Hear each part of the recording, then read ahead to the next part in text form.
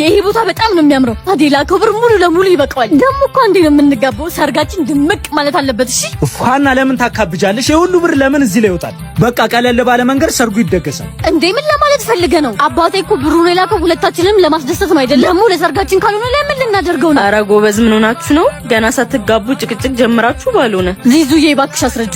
አባቴ የላከውን ብር ሙሉ ለሙሉ ተጠቅመን ድል ያለ ድግስ እንደግስልን ብያለ ነው። ዳግም እንደሱም አይሆንም። አባቴ የላኩትን ብር አክብረን ሰርጉ መደገስ አለበት።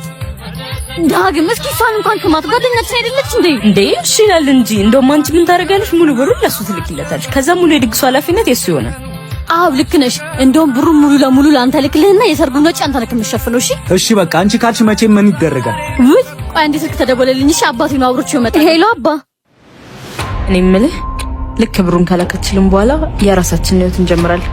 አታስቢ፣ ዋናው ነገር ብሩ እጃችን ላይ ግባ እንጂ የምናደርገው እናውቃለን። በጣም አዝናለሁ ሃና። ቆይ እንደሱ አይደለም ላስረዳሽ። ሰማሁት ዳግም፣ ሁሉንም ነገር ሰምቻለሁ። እየተሳስተሻል እኮ አንዴ ላስረዳሽ። አትርፊ ዚዙ። እውነተኛ ወዳጅና እውነተኛ ፍቅር ምን እንደሆነ ዛሬ ይቻለሁ። ከወርቅ ይልቅ ጥበብ ማግኘት እጅግ ይሻላል። ፈጣሪ ከዚህ በፊት ያጠፋሁትን ብር ይመልስልኛል። ከዚህ በኋላ ማጠፋውን ጊዜ ግን አድኖልኛል።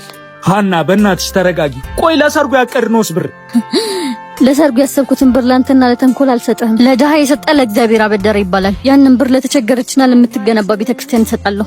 ህይወቴን በበረከት ጀምራለሁኝ እንጂ በውሸት ላይ አልገነባም። ስለ መድኃኒዓለም ወገኖቼ፣ ስለ መድኃኒዓለም እባክዎትን አባቴ ይቺን ያዙ። ለበረከት ይሁን መድኃኒዓለም። ግን ምን ይሆንከ? ዝም ብለህ ያገኘውን ብር ለሰው ትበትናለህ እንዴ? ቅርታ አባት፣ እሱ እንዴት መኖር እንዳለበት ስለማያውቅ ነው። አንተ ግን ያማል። እኔ ለካዱ ሳይኖረኝ ዝም ብለህ ብሩን ለሰው ትበትናለህ? አና ግን እንዴት እንደዚህ ታደርጋለህ? ከሰው እጅ ላይ ብር መንጠቅ ምን ይሉታል? ደግሞ እኔንም በስርዓት እንድታዋሪኝ ይፈልጋል። ምን አይነት ስነ ስርዓት!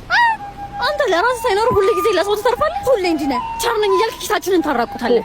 ሃና መስጠት ማለት የጎደለንም መሙላት ማለት አይደለም። በምድር የዘራነውን ነው ነገ የምናጭደው። ዛሬ ለሰው ስንሰጥ ነገ ደግሞ ፈጣሪ ጥፍ አድርጎ ይከፍለናል። እንደዚህ አይነት ደግሞ ስርዓት የሌለው ንግግር አያስፈልግም። ልጆች አትጣሉ፣ ምንም ችግር የለውም። እኔ ይህንን ብር የፈለኩት ለራሴ በልቼ ላድር አይደለም። እኔ እዚህ የተቀመጥኩት የመለድ ደብረ ፀሐይ መድኃኔዓለም ቤተክርስቲያን ከተመሰረተ ጀምሮ ምንም አይነት እድሳት እስካሁን ስላላደረገ ምዕመናንን ለማሳሰብ ነው። ይሄ የምትሰጡኝ እያንዳንዷ ሳንቲም ለቤተክርስቲያኗ ግንባታ ነው የምትውለው። መድኃኔዓለም ይስጥል። መድኃኔዓለም ሰላም ይሁን። አሜን አሜን። ሰላም ዋል። ተቃተሉኝ። እኔና አንተ ነገር እዚህ ጋር አብቅቶለታል። ደግሞ ይሄ ርካሽ ስጦታን ይዘልኝ ከህይወት ይውጣ። እባክሽ አንድ ድል ስጭኝና ላስረዳሽ። ምን ታስረዳኝ? የጓደኞቼ ፍቅረኞች መኪና ይገዙላታል። አንተ ጭራሽ ያለህን መኪና አሽጣ ከኔም በእግሬ ታስኬደኛለህ። ጥሩ ስራ ነበረክ። አሁን ግን የለበስከውን እንኳን ተመልከት። ለኔ እኮ ጭራሽ ነው ማትመጥነኝ። ይሄው ያቸው ጥሩ መኪና ነው። አንዴ ስልክ ነው። እሺ ሄሎ እናቴ በህይወትና በሞት መካከል ሆና ሆስፒታል ገብታለች። አንተ ግን ካጠገብ የለም። ዛሬ መጥቻታለሁ። ስላልተመቻቸልኝ እኮ ነው። መኪናው አሪፍ ነው። እንዳይበልጥ ተስማማ። ቆንጆ መኪና ነው።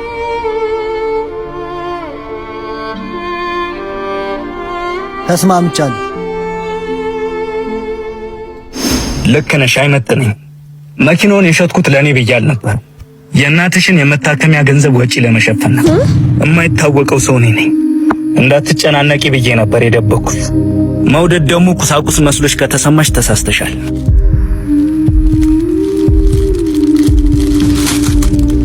ዳግም ቆይ፣ ዳግም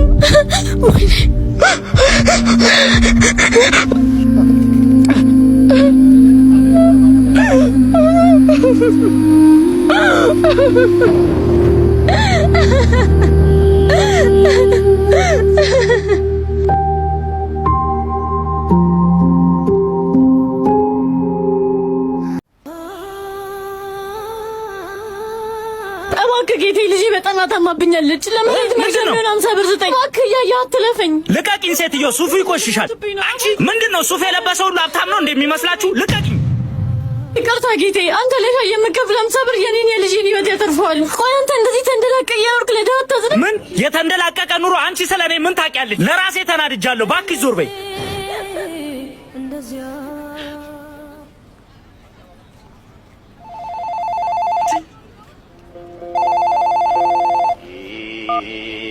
ሄሎ ዳግም። ሄሎ አቤት። ዛሬ ማገበም ታወልክ? አዎ አላስገቡኝም። ጫማህ ተቀዷል፣ ፕሮቶኮል አልጠበቅክም ብለው መለሱ። ኢቭን ራሱ እኮ ኢንተርቪው አላደረጉኝ። ሱፌን ትመልሳለህ? አዎ ሱፌን አሁኑን አውልቄ እመልስልሃለሁ። በቃ እንዳትቆይ። እውነት ለመናገር በቃ ተስፋ ቆርጫለሁ አቤላ። ምግብ ራሱ ከበለው 2 ቀን ሆነኝ። በቃ ይቺ ሀገር ለኔ ያለው በልቻቸው እናት ምን ያማርብኛል። ሱፌን ይዘህ ስትመጣ ደውል።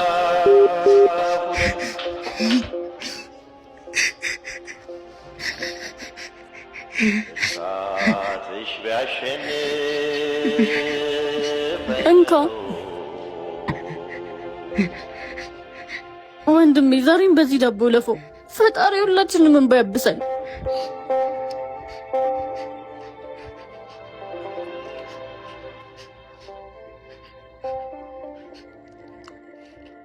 ልብስ ሰውን አይገልጽም። ሁሉም ሰው የራሱን ከባድ ጦርነት እየተዋጋ ነው። አንዳችን ለአንዳችን እንዘን። ሀናዬ፣ ሳምሪዬ እንዴት ነሽ? አለሁልሽ። ደህና ነሽ? አለሁ ደህና ነኝ። ስራ አሪፍ ነው? እንዴ ምንም እኮ ስልክ ልታነሳልኝ አልቻለች። ቆይ አንተ ካልፈለገች ለምን አትተዋትም? አልተዋትም፣ በፍጹም አልተዋትም። 1 ዓመት ሙሉ ከነገ ዛሬ አብረን እናድራለን ብላ አታላኝማ። እንደዚህ በቀላሉ ምትዋት እንዳይመስል። እሺ አሁን ወሬ ነው የምትሄደው? እሷ ጋር እሺ አመሰግናለሁ። እሺ በቃ አትጥፋ። እሺ ቴንክ ዩ። እባክሽ ሀና። ምን እየሆንክ ነው? አረጋግም ተነስ። አንተ ተነስ። ይቅር ካላልሽኝ አልነሳም። ያንቺ መኖር ብቻ የሚያኖረኝ ደካማ ሰው እንደሆንኩኝ በዚህ በተጣላንባቸው 7 ወር ውስጥ ገብቶኝ። እባክሽ ሀና ይቅርታ።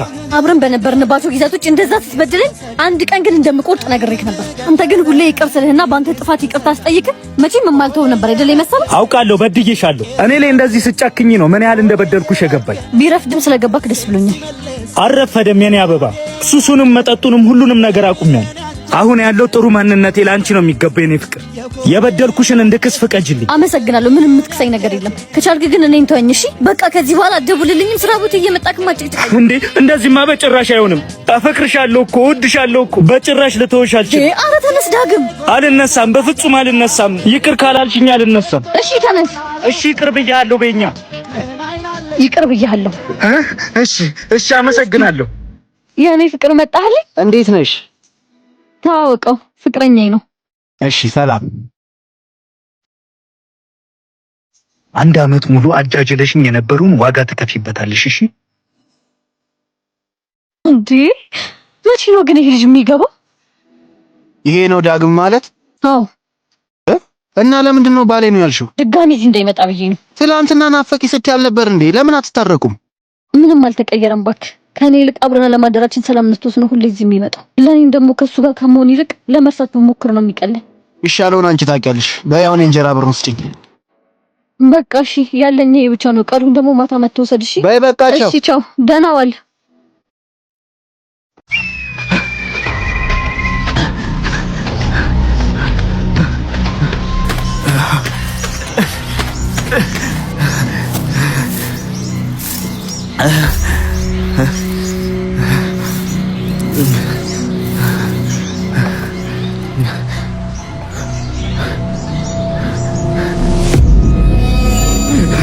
እባክሽ እባክሽ እኔት እባክሽ ልጅ፣ እዚህ ጫካ ውስጥ መንገድ ጠፋብኝ። ስልኬ ደግሞ ዘግቷል። አትፍራ፣ እዚህ ጫካ ውስጥ ማንም አይጠፋም። ሁሉም መምጣት ያለበት ቦታ ነው የሚመጣው። አንቺ አታውቂ፣ ወደዚህ እየሸሸው ነው የመጡት። ትልቅ ያጠፋሁት ጥፋት አለ። ከ3 ዓመት በፊት አንዲት ሴት በመኪና ገጭ እና በጣም ደንግጬ ስለነበር ሰው እንዳያየኝ ሸሸው። በህይወት መኖሯን እንኳን አላው። ከዚያን ቀን ጀምሮ ህሊናዬ እረፍት አጣ። ዛሬ ደግሞ ልክ እሷን በገጨሁበት ዕለት እሷን የመሰለች ሴት በህልሜ አይቼ ደንግጬ እየነዳው መኪናዬ ገደል ገባች። አሁን ያገኘሽኝ ተርፌ እዚህ ጫካ ውስጥ ስንከራተት። ታዲያ ያቺን ሴት ዛሬ ብታገኛት ምን ታደርጋለህ? እግሯ ስር ወድቄ ይቅርታ ጠይቃል። የኔን ህይወት ወስዳ የእሷን እንድትመልስ አረጋታለሁ። በቃ መሸሹ ሰልችቶኛል። ይቅርታ ተቀባይነት አግኝቷል ዳግም። ምን? ስሜ ማን ነገረሽ? ከ3 ዓመት በፊት ጥላት የሄድከው ሴት እኔ ነኝ። ስሜ ሀና ይባላል። አይ ይሄ በፍጹም ሊሆን አይችልም። አንቺ በህይወት አለሽ? ተመስገን። አይ ዳግም፣ እኔ በህይወት የለውም። ያኔ መንገድ ላይ ጥላኝ ስትሄድ ነው የሞትኩት። ምን ማለት? እንዴት እዚህ ጋር ቆምሽ? እኔስ እንዴት አየሁሽ?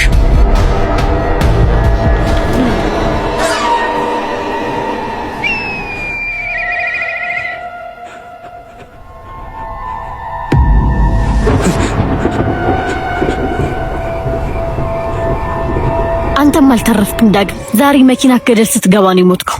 ይሄ ጫካ የነፍሳቶች መገኛ ነው። ግን ከመሄድ በፊት ነፍስ ረፍት እንድታገኝ ይቅር ብያለሁ።